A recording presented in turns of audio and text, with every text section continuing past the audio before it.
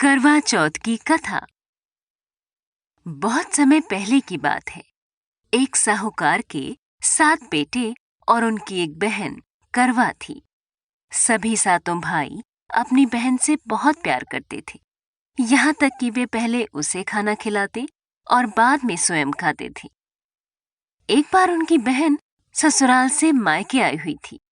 शाम को भाई जब अपना व्यापार व्यवसाय बंद करके घर आए तो देखा कि उनकी बहन बहुत व्याकुल थी।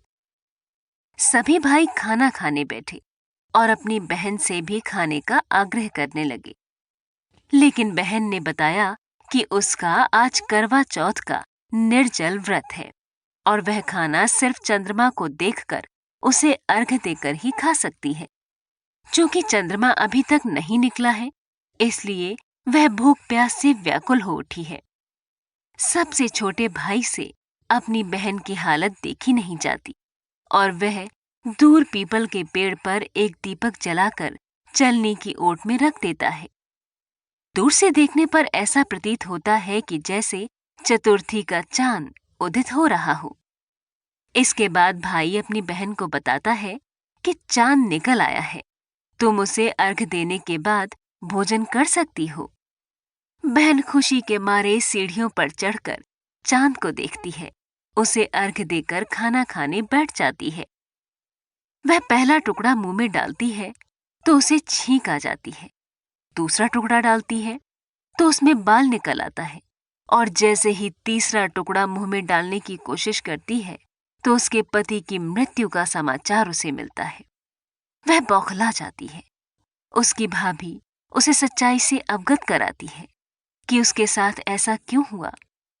करवा चौथ का व्रत गलत तरीके से टूटने के कारण देवता उससे नाराज हो गए हैं और उन्होंने ऐसा किया है। सच्चाई जानने के बाद करवा निश्चय करती है कि वह अपने पति का अंतिम संस्कार नहीं होने देगी और अपने सतीत्व से उन्हें पुनर्जीवन दिलाकर रहेगी। वह पूरे 1 साल तक अपने पति के शव के पास बैठी रहती है, उसकी देखभाल करती है। उसके ऊपर उगने वाली सुईनुमा घास को वह एकत्रित करती जाती है।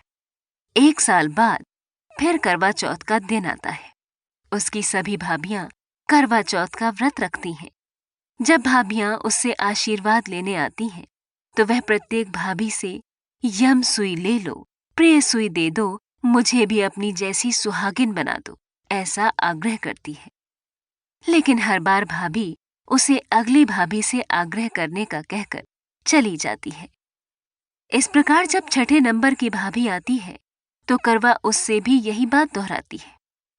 ये भाभी उसे बताती है कि चूंकि सबसे छोटे भाई की वजह से उसका व्रत टूटा था, अतः उसकी पत्नी में ही शक्ति है कि वह तुम्हारे पति को दोबारा जीवित कर सकती है। इसलिए जब वह आए तो तुम उसे पकड़ लेना और जब तक वह तुम्हारे पति को जिंदा न कर दे उसे नहीं छोड़ना। ऐसा कहकर वह चली जाती है। सबसे अंत में छोटी भाभी आती है। करवा उनसे भी सुहागिन बनने का आग्रह करती है, लेकिन वह टाल मटोली करने लगती है। इसे देख करवा उन्हें जोर से पकड़ लेती है और अपने सुहाग को जिंदा करने के लिए कहती है। भाभी उससे छुड़ाने के लिए नोचती है, खसूटती है, लेकिन करवा नहीं छोड़ती है। अंत में उसकी तपस्या को देखकर भाभी पसीज जाती है और अपनी छोटी अंगुली को चीरकर उसमें से अमृत उसके पति के मुंह में डाल देती है। करवा का पति तुरंत श्री गणेश कहता हुआ उठ बैठता है। इस प्रकार प्रभु कृपा से उसकी छोटी भाभी के माध्यम से करवा को अपना सुहाग वापस मिल जाता है।